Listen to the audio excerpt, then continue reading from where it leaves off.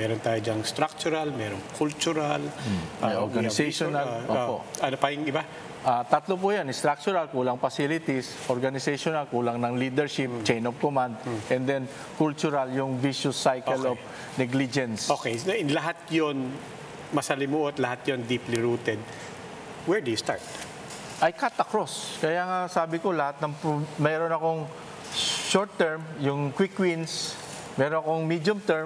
Ito, present ko na kay Presidente nung inilabas niya yung kanyang medium term development plan for 2020-2028. Gumawa na po ako. And fortunately po, na-present ko kay Presidente. Sabi niya, ang ganda naman pala ng plano mo. May pipirmahan ba ako dyan para... Pwede po pong i-summarize yun in 1 minute.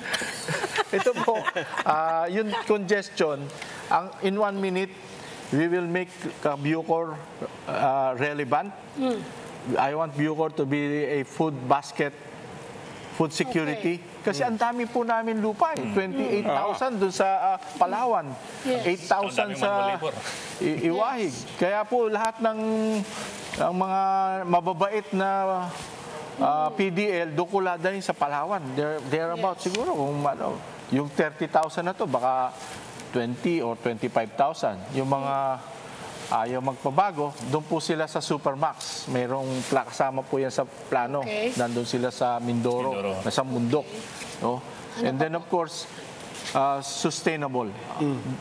Gusto ko, dadating ang araw, hindi na po kami hingi ng pera sa gobyerno, baka magbigay pa kami. Kasi nga po, yung aming property dito sa Muntinlupa, napaikutan na po kami, Ayala Alabang, Fortipino, Ebia, Pilinbes,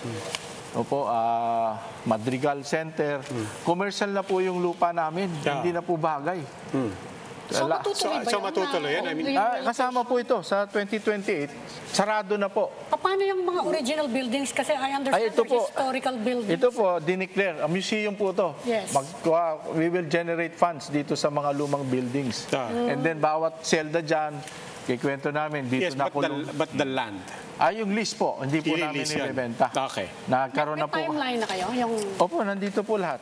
Nasabit ko na po. No, I mean, ano po yun? Nagsisimula na po ako maglabas. Ngayon, naka 1,005 na ako. Nagtatransfer ako. Paano yung pwede lang makalipat yung mga wala pang yung tapos na talaga yung trial, di ba?